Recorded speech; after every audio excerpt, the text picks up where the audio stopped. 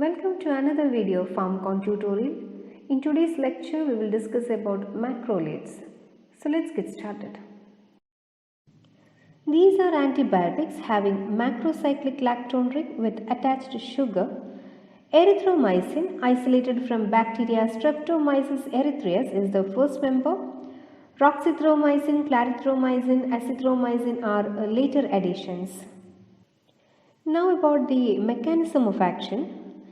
Basically, after peptide formation between newly attached amino acid and the nascent peptide chain at the acceptor site A, the elongated peptide is translocated back to the peptidyl P site to make A site available for next amino acyl tRNA attachment.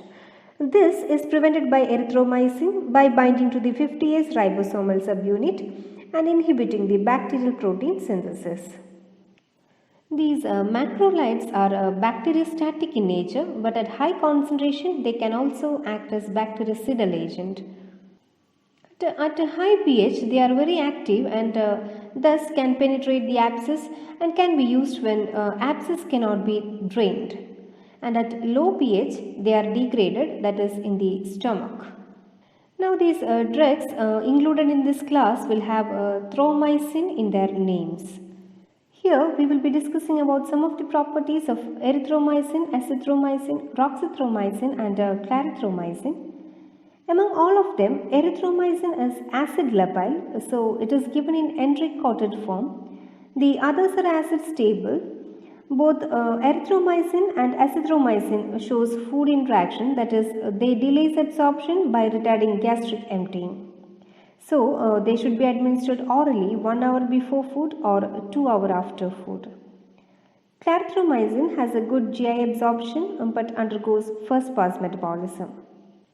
Erythromycin persists longer in tissues, especially found in higher concentration in prostate. So, they can be used in the treatment of prostatitis. The intracellular concentration of azithromycin is very high. Hence, they can be used against Mycobacterium avium complex. This roxithromycin intracellular concentration is not that good and its use is same as that of the erythromycin. Intracellular concentration of clarithromycin is high and can be used against MAC, that is Mycobacterium avium complex. The oral bioavailability of erythromycin is low. It does not cross blood-brain barrier. They are partly metabolized in the liver and excreted in bile in the active form.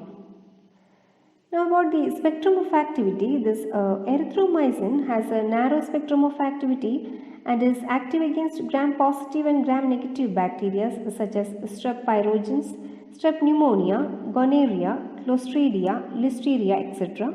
But enterobacteria and this B. fragilis are not inhibited. This roxithromycin is almost similar to that of erythromycin, while clarithromycin and azithromycin reaches higher concentration intracellularly and is effective against MAC complex, also against H. pylori, Toxoplasmosis gondii, Salmonella and even malaria. Now about some unwanted effects. These erythromycin and clarithromycin are enzyme inhibitors, so they will have a drug interaction with theophylline, carbamazepine, warfarin, etc. and they will increase their plasma concentration and thus their effects. This erythromycin and clarithromycin are also associated with side effects, that is a fatal ventricular arrhythmia when they interact with drugs such as cisapride and estimizole. Erythromycin causes this enteral toxicity because it stimulates motilin receptor of gut. These motilin receptors are peptide receptors in the gut that are responsible for gut contractility and by stimulating this receptor, it will cause diarrhea, nausea, vomiting and epigastric pain. Since this erythromycin is from bacterial origin, it can also cause hypersensitivity reactions. Azithromycin and roxithromycin are rarely associated with drug interactions because they do not inhibit enzymes. Coming to their uses, these macrolides are first choice drug for atypical pneumonia caused by Mycoplasma pneumonia. Legionnaires pneumonia, then chlamydial infections, to eliminate the carrier state of diphtheria, and as a drug of choice for the treatment and prophylaxis of whooping cough. Apart from these uses, macrolides are used as an alternative to penicillin to treat tetanus, streptococcal infections, and also used prophylactically before surgery, and also to eliminate rheumatic fever. Lastly, we have ketolates. They are derivatives of macrolides, that is erythromycin, and the drug that we will discuss in here is the telithromycin. This drug will be effective against organisms that are resistant to macrolides and also for community acquired pneumonia.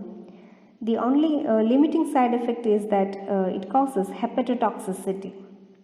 That's all about macrolides.